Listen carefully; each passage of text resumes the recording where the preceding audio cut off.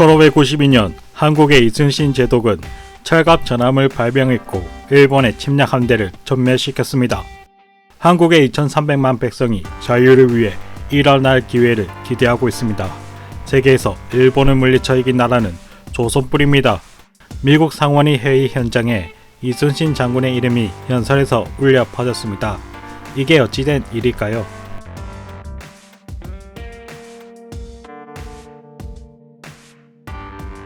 연설의 주인공은 위스콘신주 상원 의원이었던 알렉산더 와일리. 해당 연설은 1943년 미국 상원의 회의에서 나왔습니다. 이는 외국 국회에서 이순신 장군이 언급된 최초의 사례라고 합니다. 그렇다면 이 연설이 나오게 된 경위가 무엇일까요?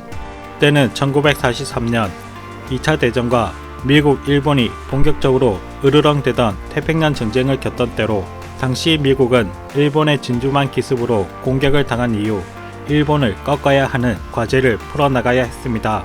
그 과정에서 조지 오브라이언 미시간주 의원이 하원에 한국 임시정부 승인안을 제출한 데 이어 알렉산더 와일리 의원 역시 상원에 동일한 결의안을 제출하면서 중국 중경에 있던 대한민국 임시정부 승인 의안을 놓고 토론이 벌어집니다. 그리고 이 자리에서 알렉산더 와일리 의원이 연설을 시작하는데요. 의장카카여, 승전을 앞에 두고 계획할 때는 우리의 공동적국인 일본과 30여 년을 싸운 나라와 연맹을 하는 것이 좋은 줄로 압니다. 그 나라는 곧 대한민국입니다. 2300만 대한 사람은 일본을 극도로 미워하는 원수입니다. 그 나라의 임시정부는 중국 중경에 있습니다. 그것이 조선 독립운동의 총수부이며 그것이 중앙이 되어 모든 용맹스럽고 활동력 있는 한인들이 자유를 위하여 모든 일을 행하려 합니다. 1592년 한국의 이순신 제독은 철갑 전함을 발명했고 일본의 침략 함대를 전멸시켰습니다. 한국의 2300만 백성이 자유를 위해 일어날 기회를 기대하고 있습니다. 세계에서 일본을 물리쳐 이긴 나라는 조선뿐입니다. 우리는 마땅히 한국을 승인해 우리와 함께 우리의 원수인 일본을 이기도록 싸울 기회를 주어야 합니다. 이렇게 미국 상하원에서 대한민국 임시정부 승인을 촉구하는 안을 내놓으며 승인을 요구했지만 미국 정부는 소련을 자극할까봐 이를 거부해서 결국에는 대한민국 임시정부가 인정을 받지 못한 채 강복을 맞이하게 되었습니다. 한국 입장에서는 최선의 결과를 이끌지 못해서 역사에서 아쉬운 부분이지만 이때 이순신 장군으로 한국에 대해서 알게 된 알렉산더 와일리 의원은 이후에 한국의 운명에 아주 지대한 영향을 끼치게 되는데요. 1962년 미국 의회에서는 한국에 대한 원조 규모 삭감안으로 떠들썩하게 됩니다.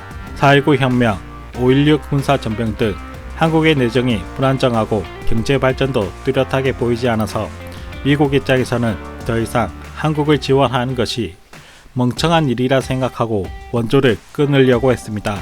그때 알렉산더 와일리 의원이 한국의 현신교 박사가 개발한 기적의 소나무가 미국의 탄광지를 녹화하고 훌륭한 목재를 양산합니다. 한국에 대한 지원은 결코 헛된 것이 아닙니다. 현신교 박사가 개발한 니기테다 소나무를 보라며 한국 원조 삭감안을 부결시킵니다. 그 덕분에 한국은 미국의 원조를 바탕으로 경제에 올인할 수 있었고 지금의 한강의 기적을 이루었습니다. 그리고 이순신 장군님의 영향력은 지금도 많은 곳에서 끼치고 있는데요. 미국 해군 연구소가 운영하는 USNI 뉴스에서는 군 관계자와 군사 전문가, 일반 독자 등 26,000명을 대상으로 한 설문조사에서 1500년 만에 활약한 거북선이 미국과 영국 등의 아이오와급 전함, 최초의 원자력 추진 잠수함인 USS 노틸러스 등의 명품 군함들과 함께 세계 해군 사상 7대 명품 군함으로 선정되었습니다.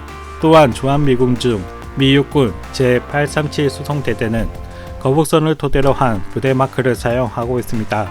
미군이 해외 주둔국의 상징물을 사용하는 건 매우 이례적인 사례라고 하는데요.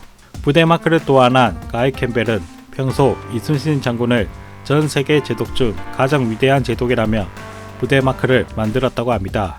그리고 1921년 영국의 해군 중장 알렉산더 벨러드는 자신의 저서 바다가 일본 정치에서 미친 영향에서 이순신 장군을 평가하기를 우리 영국인에게 그 공적에 있어 넬슨과 필적할 만한 이가 있다는 것을 인정하기는 항상 힘들다. 하지만 만약 그런 영예에 어울리는 사람이 있다면 그것은 한 번도 패한 적이 없고 적군 속에서 싸우다 죽은 이 동방의 해군 사령관일 것이다. 이순신은 동양에서 전투용 함선에 대량의 화포를 싣고 근대적인 함대전을 벌인 최초의 장수이다. 이순신은 세계에서도 그 유례가 없는 명장이다. 다만 동방의 작은 나라에 있었기에 세계에 알려지지 않았을 뿐이다. 막강한 해군력으로 대영 제국을 이룬 영국, 그리고 그 영국 해군의 준장에 이순신 장군에 대한 평가만 봐도 이순신 장군이 얼마나 존경받을 만한 장군인지 알 수가 있는 대목이죠. 그런데 정작 한국에선 이순신 장군을 폄하하는 사람들이 있습니다. 이순신 장군이 여자 노위랑 잤다더라. 이순신 장군의 전투 업적은 과장되었어. 이순신 장군의 실제 모습은 이상하게 생겼어. 하면서 말이죠.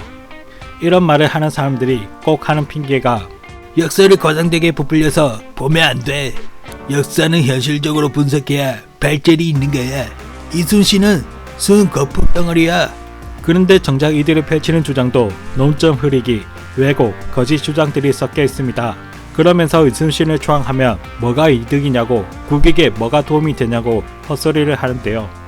미국의 알렉산더 와일리 의원이나 영국 알렉산더 벨러드 준장이 왜 하필 이순신 장군을 언급했는지 그 시대적 배경을 모르고 하는 말이죠. 미국은 태평양 전쟁으로 일본과 전쟁에서 이기기 위해서, 영국은 영국의 동맹에서 점차 독일 나치와의 동맹으로 기울어져가는 일본을 견제하기 위해 이순신 장군을 언급하며 대한민국, 조선에 대한 중요성을 설파했습니다. 국가 간의 무력 분쟁이 심화될 때 말이죠. 이걸 지금 국제정치에 대입해서 예를 들자면 중국이 군사력 팽창과 도발을 일삼고 있는 상황에서 자유진영의 강대국들이 중국을 견제하기 위해서 이순신 장군을 높이 평가하며 한국을 중요한 동맹 중 하나로 여기는 것과 같습니다. 그런데 우리 스스로 이순신 장군을 폄하하고 영웅시하지 않는다면 그 누가 한국의 해군을 믿고 동맹으로 가까이 하려고 할까요?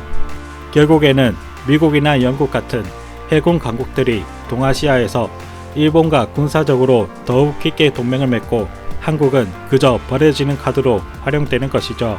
알렉산더 와일리 의원의 발언이 최근에 확실하게 발견된 것도 결코 우연이 아닐 겁니다. 정치에는 절대로 우연이 없다는 말이 있죠. 알렉산더 와일리 의원의 이순신 장군 발언이 현재 발견된 것이 과연 우연일까요?